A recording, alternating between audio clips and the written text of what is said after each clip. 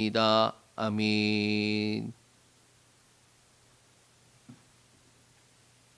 우리 이 밤 같이 볼 말씀은 우리 사무엘상 17장 41절에서 51절까지 말씀입니다. 사무엘상 17장 41절에서 51절까지 말씀을 제가 봉독해 드리겠습니다. 블레셋 사람이 방패든 사람을 앞세우고 다윗에게 점점 가까이 나아가니라. 그 블레셋 사람이 둘러보다가 다윗을 업신여기니 이는 그가 젊고 붉고 용모가 아름다움이라.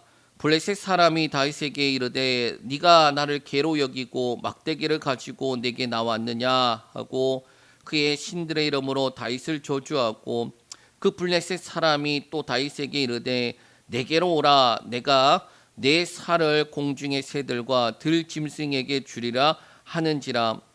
다윗이 블레셋 사람에게 이르되 너는 칼과 창과 단창으로 내게 나오거니와 나는 만군의 여호와의 이름 곧 네가 모욕하는 이스라엘 군대의 하나님의 이름으로 내게 나아가노라. 오늘 여호와께서 너를 내 손에 넘기시리니 내가 너를 쳐서 내 목을 베고 블레셋 군대의 시체를 오늘 공중의 새와 땅의 들짐승에게 주어 온 땅으로 이스라엘 하나님이 계신 줄 알게 하겠고 또 여호와의 구원하심이 칼과 창에 있지 아니함을 이 무리에게 알게 하리라. 전쟁은 여호와께 속한 것인즉 그가 너희를 우리 손에 넘기시리라. 블레셋 사람이 일어나 다윗에게로 마주 가까이 올 때에 다윗이 블레셋 사람을 향하여 빨리 달리며 손을 주머니에 넣어 돌에 가지고 물매를 던져 블레셋 사람의 이마를 치매 돌이 그의 이마에 박히니 땅에 엎드러지니라. 다윗이 이같이 물매와 돌로 블레셋 사람을 이기고 그를 쳐 죽였으나 자기 손에는 칼이 없었더라. 다윗이 달려가서 블레셋 사람을 밟고 그의 칼을 그 칼집에서 빼내어 그 칼로 그를 죽이고 그의 머리를 베니 블레셋 사람들이 자기 용사의 죽음을 보고 도망하는지라. 아멘. 2024년 마지막 날입니다. 하루 차이지만 해가 바뀌는 날이에요. 여러분에게 2024년은 어떠하였습니까? 우리 교회는 장소가 32단지 상가 2층으로 이사를 하게 되었습니다. 이 기존 장소에서 이곳으로 오게 되는 과정이 참 여러 상황이 있었죠. 사실 작년 이맘때를 생각해 보면 참 많이 힘들어했던 것 같습니다. 어디로 또 가야 하나? 그 전해에 계약 기간이 끝나기 전에 미리 장소를 알아보았고 그 장소를 알아본 것이 바로 여기에 있는 저 끝에 맨 오른쪽에 이제 옷가게였어요. 그런데 그 옷가게 주인이 권리금을 1,000만 원 요구하는 것입니다. 그러니까 아무리 생각해봐도 안 되겠는 거예요. 그래서 한 해를 미뤘습니다. 그 한 해를 미루고 이제 또 결정해야 되는 시점이 온 것이 바로 작년 이맘때였어요. 그때 제가 어떠한 결정을 내렸는지 아직 기억납니다. 뭐냐? 그래도 내가 가야 되겠습니다. 하나님, 그래도 목회를 해야 되겠고 그래도 죽어도 해야 되겠습니다. 그렇게 결정을 하고 이제 부동산과 이야기를 하기 시작했었습니다. 결국에 어떻게 되었느냐? 지금 장소로 오게 된 과정 속에 권리금을 2,000만 원으로 1년 사이 또 올리고 그리고 이제 부동산과 이야기하는데 목사님 거기가 나가긴 나갔는데 거기에서 옆에라고 바로 이 자리를 말하는 거예요. 여기가 나갈 거라고. 그래서 저희가 둘러보고 여기로 이제 계약하기로 하는데 여기 계셨던 분들이 어디로 가기로 되어 있었느냐? 원래 서울로 가시기로 되어 있었어요. 그런데 문제는 그분들이 서울로 가시지 않고 여기에서 어디로 갔느냐? 바로 옆에 옷가게 권리금 주고 가는 거예요. 제가 그 상황을 보면서 제가 뭐라고 했느냐? 저분들은 굳이 왜 저쪽으로 가시지라고 그렇게 질문을 했어요, 속으로. 그런데 이내 대답이 나오는 게 뭐냐? 아, 우리 때문이지. 우리가 이곳으로 와야 하기 때문이지. 그 대답이 나오더라고요. 그러니까 제 머릿속으로는 이해가 되지 않았어요. 이분들이 이제 바로 우리 뒤에 있는 이제 옆에 있는 세안정보회사랑 같은 회사인데 지부인데 이제 이 지부를 서울로 가기로 해놓고서는 뺐는데 바로 옆으로 간 거예요. 돈을 더 써가면서 간 거예요. 그게 참 이해가 되지 않은 상황 속에 그 질문이 하는데 대답이 바로 그렇게 나오더라고요. 우리 때문에. 우리가 여기 와야 되기 때문에. 자, 그러고 난 다음에 인테리어를 어떻게 해야 될지 참 막막했습니다. 그 상황에 할 수 있는 한 최대한 깨끗하게만 하고 그리고 어떻게 해서든 하면 되겠지 그런 생각을 했어요. 그런데 인테리어 활동가 또 최선을 다해 섬겨줄 집사님을 보내주시고 또 간판과 그리고 냉난방기까지 모든 것이 갖춰져서 그래서 교회 앞에 이제 앉아 있었는데 이게 믿기지가 않는 거예요. 여러분, 그게 불과 2주 사이에 일어난 일이에요. 가까운 목사님들과 철거할 것들 철거하면서 여기에 어떻게 해야 될지 철물점에서 물건들 사오면서 그래, 없으면 나 혼자 해야지. 그러고 있다가 하는 사이에 2주가 지났는데 지금 교회 모습과 같이 간판도 인테리어도 그리고 냉난방기도 모든 것이 다 갖춰져서 제가 딱 앉아서 기도하고 있는 거예요. 그래서 제가 믿기지가 않더라고요. 어떻게 이런 일이 일어날 수가 있는가? 자, 그러면 교회가 이제 막 부흥하고 또 하나님이 이렇게 저렇게 은혜를 베푸셨습니다. 그렇게 이 마지막 시간에 그렇게 간증을 하면 좋을 텐데 아니 하나님 그렇게 도와주셔 놓고서는 얼마나 전도가 안 되는지. 전도도 힘들고요. 어려워요. 한 해를 마감하는 마지막 날인데 그렇지 못하고 있어서 제 마음이 불편하더라고요. 하나님은 이렇게까지 은혜를 베푸시는데 나는 하나님 재능이 없는 걸까요? 왜 이렇게 지질이 못할까요? 그러한 생각들이 드는 거예요. 자, 그런데 여전히 2024년 어떻게 지나왔는지 모를 만큼 겨우 지나온 것 같고 또 앞으로 주어질 2025년 어떻게 지나가야 될지 헤쳐나가야 될지 모를 만큼 막막합니다. 그럼에도 불구하고 감사합니다라고 고백할 수 있는 이유가 뭘까? 바로 은혜라는 단어 때문에. 여러분, 이 은혜라는 단어가 참으로 막연하게 쓰이기도 하지요. 여러분, 경상도에서는 가가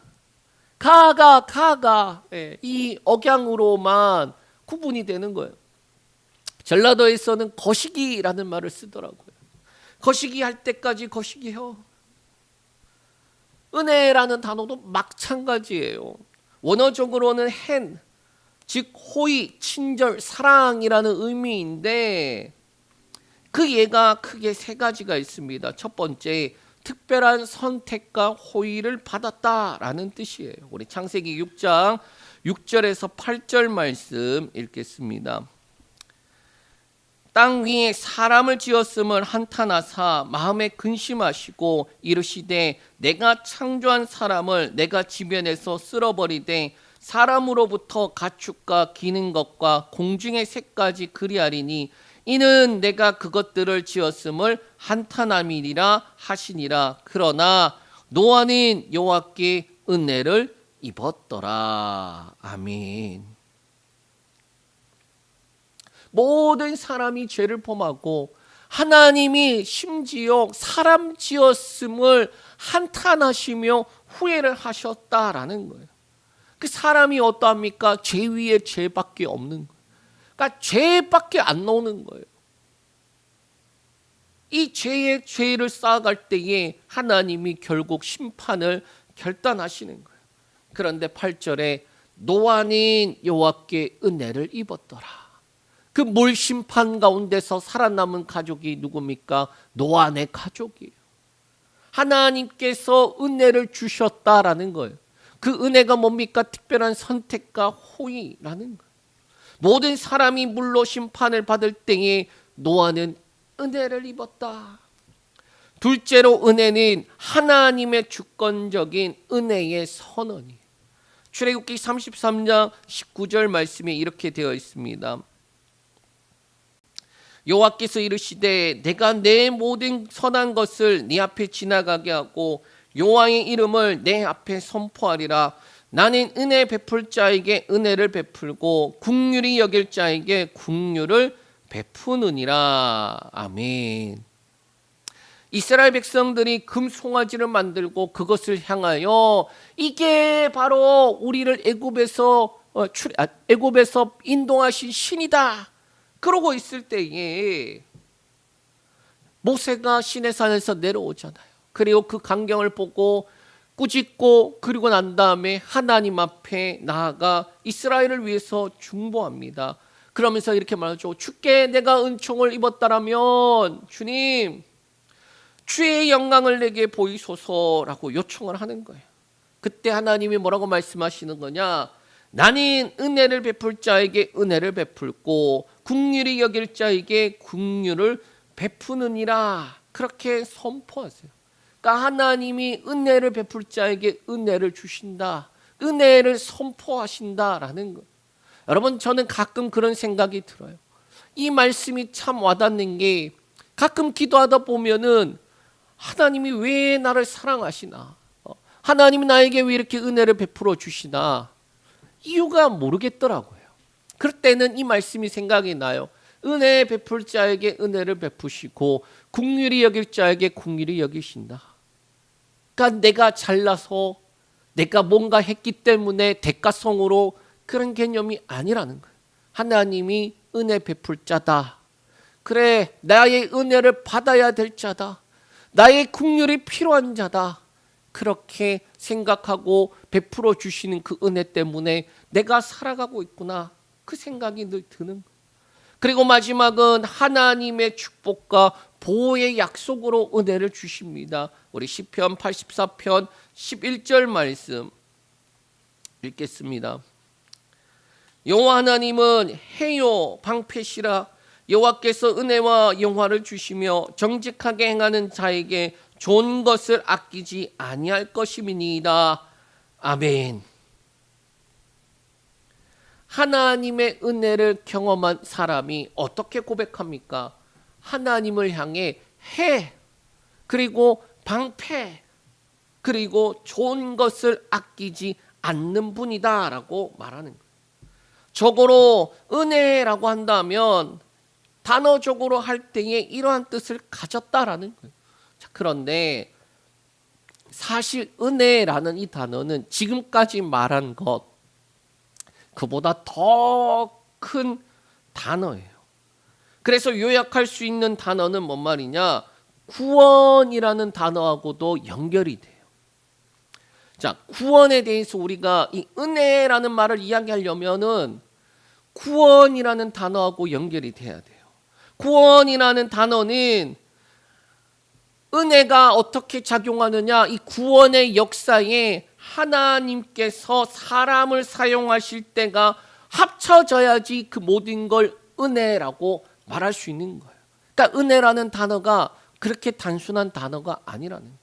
앞에 나왔던 그 세 가지 그뿐만 아니라 우리에게 적어도 이 땅을 살아가는 그리스도인들에게 은혜라고 한다면 하나님이 주시는 것 그 이상의 것이 포함되어야 돼요. 그게 뭐냐? 하나님의 구원의 역사 속에 사람을 사용하셔서 사람을 참여시켜서 그 일을 이루어 가시는 것이 바로 은혜다라는 거예요. 여러분 이게 어렵지요? 여러분 우리가 그리스도인의 삶을 살아가는 이유가 뭐냐? 아니 어차피 예수 믿었으니까 죽으면 천국 가는데 왜 이 땅을 살아가느냐라는 거예요. 여러분의 존재의 목적을 명확하지 않으면은 이 땅을 살아가면서 은혜를 가졌으면서도 그것을 써먹지 못하고 살아가는 거예요. 바닥에 돈이 깔려 있는데 그것을 써먹지 못하고 굶어 죽는 것과 마찬가지다라는 거예요. 여러분, 은혜를 받은 자라면 그 은혜를 어떻게 받은 자인지 확인할 수 있습니까? 하나님의 그 사역과 역사 속에 우리가 참여가 되어줘야 돼요. 하나님이 이루시는 그 과정들 속에 그리스도인들이 동참되어지는 거예요. 어떤 사람이 동참되어 준 줄 아십니까? 바로 믿음 있는 자들이다라는 거예요. 그리고 가장 적절한 예가 되는 말씀이 뭐냐? 바로 오늘 본문 말씀이 아닐까 그런 생각이 들었습니다. 워낙 유명하고 극적이며 생각만 해도 가슴이 벅차오르고 국뽕이 아니라 은혜뽕, 그것이 차오르는 내용이에요. 우리 한번 같이 살펴볼 텐데 먼저 본문의 배경에 대해서 살펴봐야 합니다. 근데 이 본문의 배경이 단순하지 않아요. 조금 복합적인데, 자, 먼저 사울이 왕이 되었습니다. 그런데 이내 하나님이 사울을 왕으로 세우신 것을 후회하세요. 그리고 사무엘을 통해 이제 이새의 집에 가서 다윗에게 기름을 부어서 그로 통하여서 왕을 세울 것을 말씀하십니다. 자, 그러고 나서 다윗이 등장하게 되는 계기가 바로 오늘 볼 17장 말씀이에요. 17장 안에서도 12절부터 배경으로 보게 되는데 여기서도 요약해보면 크게 세 수로 나눌 수 있어요. 첫 번째로 다윗에 대한 소개입니다. 12절에서 15절까지인데 다윗은 이새의 8아들 중에 막내로 또 양을 치는 목자 중에 하나였는데 블레셋과 이 이스라엘이 전투 중에 있을 때에 나이가 어려서 출전하지 못해요. 심지어 이 다윗의 형들도 첫째, 둘째, 셋째만 전쟁에 참여하게 됩니다. 둘째로 골리앗의 조롱이 있었어요. 16절에서 24절에 나온 내용인데 골리앗이 40일 동안 아침 저녁으로 나와서 조롱을 하는데 문제는 이스라엘이 그것을 보고 들으면서 골리앗에 대해서 두려워하고 도망하더라는 거예요. 자, 그런데 마침 거기에 아버지 심부름을 가게 된 다윗이 보고 듣게 된다라는 거예요. 셋째로 다윗의 결단이에요. 25절에서 40절까지인데 다윗은 이 골리앗이 말하는 조롱과 그리고 모욕을 보면서 분노를 하며 골리앗을 죽여서 하나님의 군대를 모욕하고 치욕을 주는 이 골리앗 죽여버리겠다, 그렇게 결단을 해요. 그러고 난 다음에 오늘 본문이 시작이 됩니다. 먼저 41절에서 44절까지 말씀 읽겠습니다. 블레셋 사람이 방패든 사람을 앞세우고 다윗에게로 점점 가까이 나아가니라. 그 블레셋 사람이 둘러보다가 다윗을 보고 업신여기니 이는 그가 젊고 붉고 용모가 아름다움이라. 블레셋 사람이 다윗에게 이르되 네가 나를 개로 여기고 막대기를 가지고 내게 나왔느냐 하고 그의 신들의 이름으로 다윗을 저주하고 그 블레셋 사람이 또 다윗에게 이르되 내게로 오라. 내가 네 살을 공중의 새들과 들짐승에게 주리라 하는지라.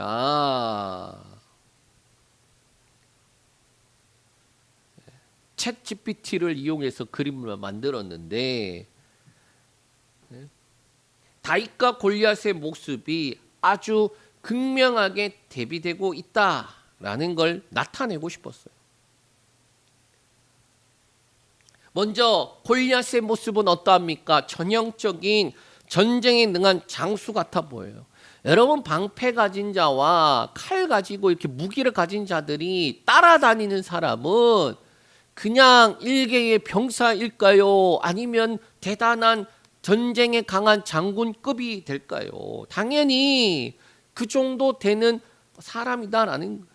자신의 위치와 자신이 전쟁에서 싸움에 능한 사람이다라는 걸 나타내고 있는 거예요. 자, 그런데 다윗의 모습은 어떠합니까? 가까이 가서 골리앗이 다윗을 보니 젊고 붉고 용모가 아름답다 그렇게 평가하고 있어요. 여러분 지금 이게 말이 좋아 평가한 거지, 어린 놈이 머리에 피가 안 마른 놈이 샌님같이 생겨가지고 그거예요. 딱 그겁니다. 뭐라고요? 어린 놈이 머리에 피도 안 마른 놈이 샌님같이 생겨가지고. 그러니 43절에서 44절에 골리앗이 시작부터 업심여기고 퍼부어대는 거예요. 그 내용이 뭡니까? 네가 나를 개로 여기고 막대기를 가지고 왔느냐라는 거예요. 이 고대 근동에서 개는 아주 경멸과 비하를 상징한 동물이에요. 그러한 개들을 관리하는 사람 취급하는 거예요. 그래서 골리앗 자신은 강력한 전사로, 다윗은 하찮은 목자 소년으로 여겨서 개와 같은 놈이 뭐하러 기어나왔느냐 그렇게 하고 있는 거예요. 저주하고 협박하고 있는 거예요. 자신들의 신의 이름을 가지고 저주하고, 와봐라 내가 너를 죽여서 새와 들짐승의 먹이로 줄 테니까 그렇게 하고 있는 거예요. 근데 이와 대조적으로 다윗의 모습은 어떠합니까? 45절에서 47절 말씀 읽겠습니다. 다윗이 블레셋 사람에게 이르되 너는 칼과 창과 단창으로 내게 나오거니와 나는 만군의 여호와의 이름 곧 네가 모욕하는 이스라엘 군대의 하나님의 이름으로 내게 나아가노라. 오늘 여호와께서 너를 내 손에 넘기시리니 내가 너를 쳐서 내 목을 베고 블레셋 군대의 시체를 오늘 공중의 새와 땅의 들짐승에게 주어 온 땅으로 이스라엘 하나님이 계신 줄 알게 하겠고, 또 여호와의 구원하심이 칼과 창에 있지 아니함을 이 무리에게 알게 하리라. 전쟁은 여호와께 속한 것인즉 그가 너희를 우리 손에 넘기시리라. 아멘. 다윗과 지금 골리앗이 너무나도 달라요. 크게 세 가지가 다른데, 첫 번째, 의지하는 무기가 다르다. 45절에 보면 너는 칼과 창과 단창으로 내게 나온다. 골리앗이 지금 뭘 의지하고 있는지 다윗이 말하고 있어요. 그런데 다윗은 무엇을 의지한다라고 말합니까? 만군의 여호와의 이름으로 너에게 나아가노라. 다윗이 의지하는 것은 만군의 여호와의 이름이다라는 거예요. 이 싸움이 지금 어떤 싸움이라는 거예요? 다윗과 골리앗의 싸움도 아니고 이스라엘과 그리고 블레셋의 싸움도 아니라는 거예요. 둘째로 싸움의 본질에 대한 이해와 차이가 있어요. 46절에 보면 골리앗은 단순히 힘과 무기의 싸움으로 생각하고 있고, 실질적으로 그가 보는 다윗에 대한 평가는 웬 애새끼가 나오나, 웬 어린애를 보냈나 라는 거예요. 그런데 다윗은 어떠합니까? 하나님의 영광과 관련된 영적인 싸움으로 보는 거예요. 이어 셋째로 승리의 주체에 대한 관점도 차이가 있는데, 47절에 골리앗은 승리의 주체가 자신이라고 믿기 때문에 나는 등치도 크고 전쟁의 경험도 많고 강력한 무기가 있다 그러면서 내가 이긴다 그러니까, 아니 이걸 지금 내가 싸워야 돼? 어우 쪽팔려, 이러한 모습이에요. 그런데 다윗은 어떠합니까? 전쟁은 여호와께 속한 것이다. 그래서 그가 너희를 우리 손에 넘기시리라. 아멘. 그렇게 말씀하고 있어요. 이렇게 다윗과 골리앗을 놓고 보면 어떠합니까? 이게 비교 대상이 될 수 있나? 그런 거예요. 이성적 합리적으로 보아도 또 상황적으로 보아도 싸움이 될 수가 없는 모습이에요. 그런데 사실 제가 보면서 더 이해가 되지 않았던 부분은 사실 이제 다른 부분이었어요. 바로 36절에서 37절인데 우리 한번 보겠습니다. 주의 종이 사자와 곰도 쳤은즉 살아계시는 하나님의 군대를 모욕한 이 할례 받지 않는 블레셋 사람이 이리까 그가 그 짐승의 하나같이 되리이다. 또 다윗이 이르되 여호와께서 나를 사자의 발톱과 곰의 발톱에서 건져내셨은즉 나를 이 블레셋 사람의 손에서도 건져내시리이다. 사울이 다윗에게 이르되 가라, 여호와께서 너와 함께 계시기를 원하노라. 아멘. 제가 이해가 되지 않았던 건 사울이에요. 사울은 무엇 때문에 다윗을 보고 골리앗과 싸우라고 내보냈을까? 아니, 뭘 봐서 그랬을까? 다윗의 말을 듣고 가라, 여호와께서 너와 함께 계시기를 원하노라 그렇게 말하는데 왜 그랬을까라는 게 이해가 되지 않는 거예요. 사울이 자기 군복과 갑옷을 입혀 보냈는데 어떠합니까? 다윗에게 맞지 않아요. 입혀놓으니까 맞지 않는 상황. 여러분, 지금 그 상황을 보면 사울은 어떠한 심정일까? 지금 내가 제대로 결정한 것이 맞나? 그런 생각이 드는 거예요. 그러니까 아무리 봐도 군복을 입히고 그리고 갑옷을 입혔는데 맞지 않는 것, 지금 상황이 그런 것과 똑같다라는 거예요. 그래서 여러 해설들이 있지만 가장 설득력이 있어 보이는 해설은 다윗의 믿음의 선언과 하나님과 함께한 경험이 절망과 낙심된 상황에서 한 줄기의 빛처럼 보였다라는, 상황 환경과 여건이 모두 다 아니야, 할 수 없어. 저 봐, 지금 갑옷도 안 맞아. 갑옷도 네 지금 처한 상황이 이런 상황이라니까. 그러할 때에 할 수 있다 그렇게 말할 수 있는 게 뭐다? 믿음. 그 믿음은 자신뿐 아니라 절망과 낭망한 자를 일으켜 세우더라라는 거예요. 그러니까 다윗의 믿음의 고백을 사울이 듣고 절망과 낭망한 가운데 다시 일어서게 되더라라는 거예요. 자, 이제 어떻게 이 일이 진행될까? 우리 40절에서 50절까지 말씀 읽겠습니다. 블레셋 사람이 일어나 다윗에게로 마주 가까이 올 때에 다윗이 블레셋 사람을 향하여 빨리 달리며 손을 주머니에 넣어 돌을 가지고 물매로 던져 블레셋 사람의 이마를 치매 돌이 그의 이마에 박히니 땅에 엎드러지니라. 다윗이 같이 물매와 돌로 블레셋 사람을 이기고 그를 쳐 죽였으나 자기 손에는 칼이 없었더라.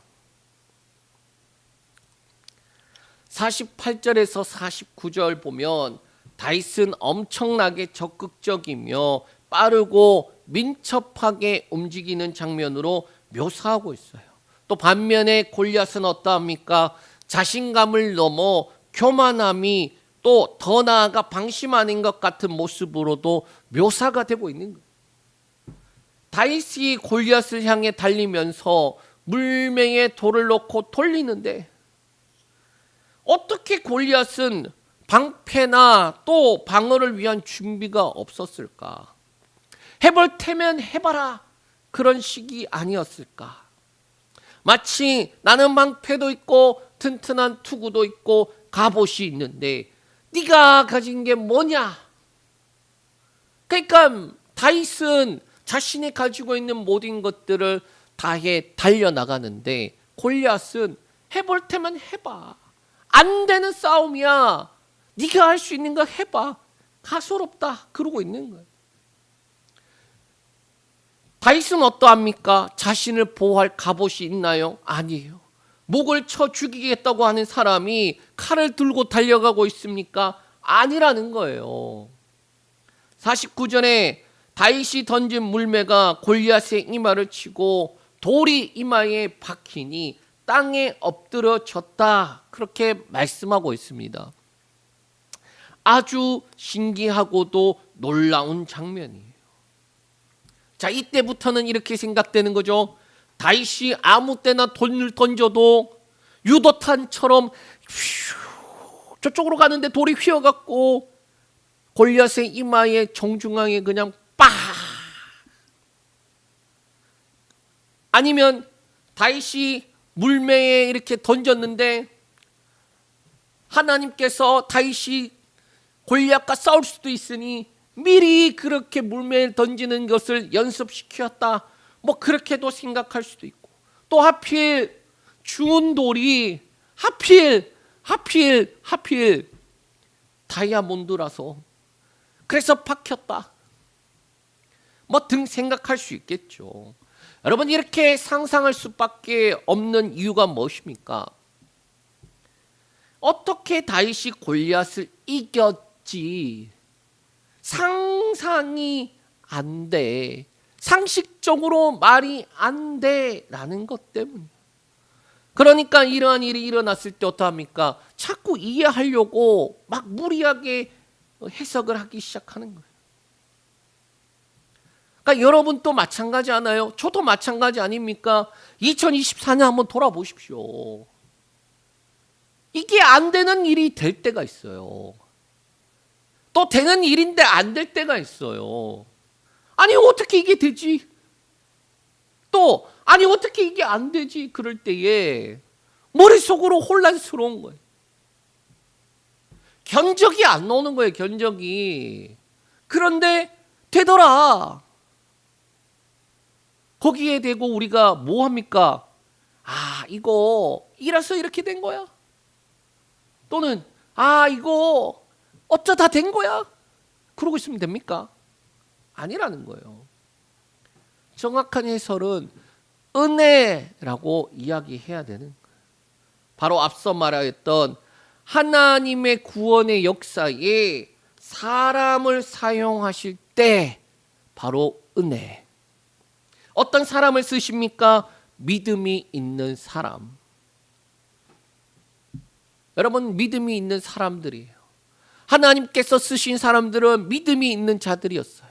말씀과 약속을 믿는 믿음이 있는 자들이었어요. 그 하나님이 능히 이루신다는 믿음이 있었고 끝내 이루실 거라는 믿음이 있는 자들이었어요. 성경은 그런 사람을 50절에 이렇게 말하고 있어요. 물매와 돌로 블레셋 사람을 이기고 그를 쳐 죽였지만 자기 손에는 칼이 없었더라. 상식적으로 칼을 가지고 싸워야 되는데 칼도 없는데 골리앗의 머리를 베겠다고. 야, 내가 너 골리앗 머리 벨 거야. 근데 물맷도 들고 날아가는 거예요. 그러니까 이게 우리가 이해가 안 될 수밖에 없는 거예요. 우리 입장에서는 골리앗의 머리를 베려면 칼을 들고 가야지. 그래야 골리앗 머리 베는 거 아닌가? 그렇지 않나요? 그런데 다윗이 어떻게 합니까? 너 골리앗 너 머리 진짜 조심해라. 그러고 이제 너의 머리를 베어버릴 거다. 그러는데 물맷돌 들고 다.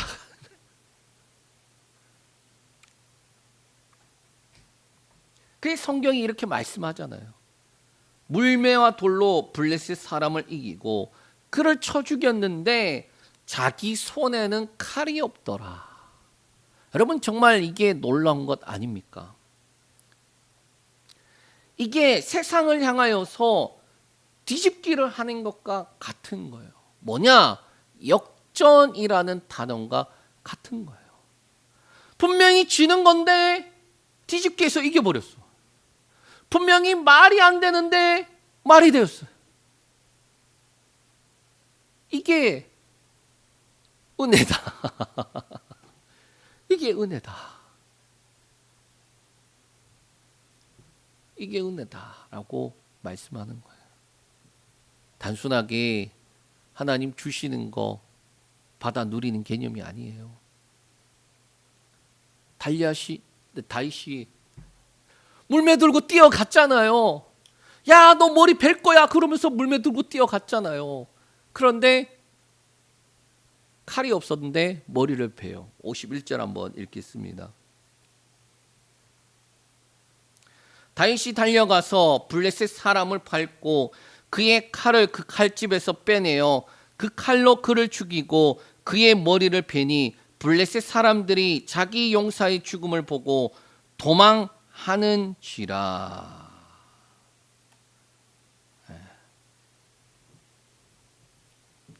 그 칼이 다윗의 칼이 아니라 누구의 칼? 골리앗의 칼이었다. 이게 뭐다? 역전이다. 역전. 이 역전의 드라마에 전세가 뒤집혀 버려요. 블레셋 사람들이 보고 도망치기 시작하는 거예요. 여러분, 말씀을 정리합니다. 원수, 사단마귀, 귀신, 이 사마귀 새끼들 아침 저녁으로 모욕과 저주와 욕을 퍼대요. 그런데 감히 나서는 사람이 없습니다. 왕이 나서서 저 골리앗을 쳐 죽이는 자에게 부마의 자리를 주겠다라고 하는데 나서지 않아요. 왜 나서지 않았을까? 목숨의 위협 등 여러 가지 이유라고 할 수 있겠지만은 결국에는 하나예요. 믿음이 없었다라는 거예요. 이 싸움이 어떤 싸움인지 모르는 거예요. 그들은 어떤 싸움인지도 모르니 믿음이 있을 수가 있나? 무엇에 대한 믿음입니까? 하나님께 대한 믿음이에요. 하나님에 속한 것이다라는 것이 안 보이니까 믿음이 없을 수밖에 없죠. 칼과 창과 단창을 들고 달려오는 골리앗밖에 보이지 않는 거예요. 하나님에 대한 믿음. 여러분, 알고는 있는데 믿음이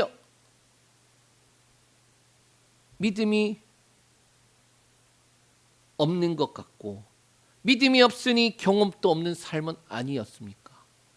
그러니까 가만히 생각해 보면 그래요. 우리가 말씀을 모르지 않아요. 말씀을 알아요. 알기는 아는데 믿음이 없어요. 믿음이 없으니까 경험을 하질 못해요. 여러분, 이게 어디에 적용이 된 줄 아십니까? 기도하면 하나님이 응답하신다라는 걸 알아요. 그런데 기도를 안 해. 기도를 안 하니까 응답이 없어. 똑같은 말이에요.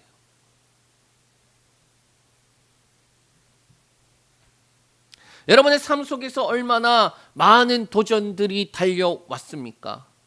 그런데 그것을 뚫고 나아갈 수 있었던 게 무엇 때문이었을까요? 무엇 때문이었을까요? 전쟁은 나에게 속한 것이 아니라 하나님께 속한 것이다. 아, 지금 내게 주어져 있는 이 문제들, 이 싸움들이 내게 속한 게 아니라 하나님께 속한 것이다. 그럼 어떻게 해야 됩니까? 어떻게 해야 돼요? 골리앗을 향하여서 다윗이 어떻게 말합니까?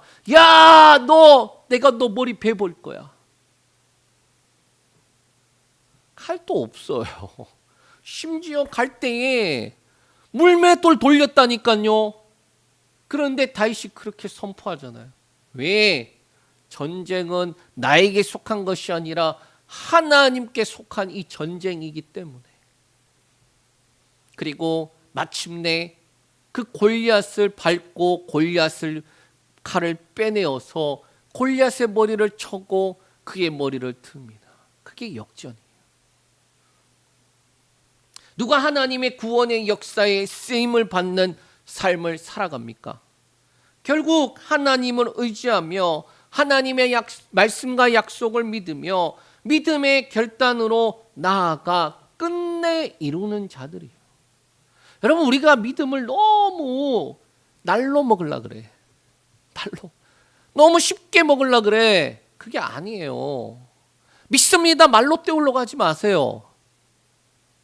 어떻게 해야 됩니까? 믿는다면 통과해야 돼요.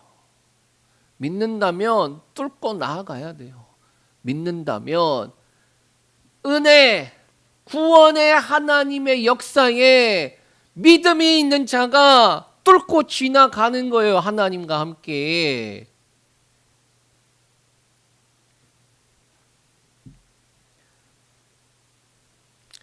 성경이 말하는 믿음, 그리고 역전이라고 말하고 있어요. 우리 교회 내년 표가 이렇게 됩니다. 이제 그리고 지금 역전되리라. 말씀 사무엘상 17장 51절. 방금 마지막에 있는 말씀이에요. 이제 그리고 지금 역전되리라. 한 해의 마지막을 감사로 마감하고 다시 새로운 한 해를 기대할 수 있는 것 우리에게서 나오는 게 아니에요. 절대로 우리에게서 나올 수가 없는 거예요. 하나님의 은혜, 하나님의 구원하시는 역사 속에 믿음을 가지고 함께 뛰어 들어가야 되는 거예요. 하나님의 은혜를 경험한 자들이 믿음을 가지고 달려가며 하나님의 역사 속에 치열하게 경험한 자들이 역전하는 거예요. 여러분, 이 은혜가 저와 여러분들에게 있기를, 또 우리 교회에 있기를 축복합니다. 우리 말씀을 기억하면서 함께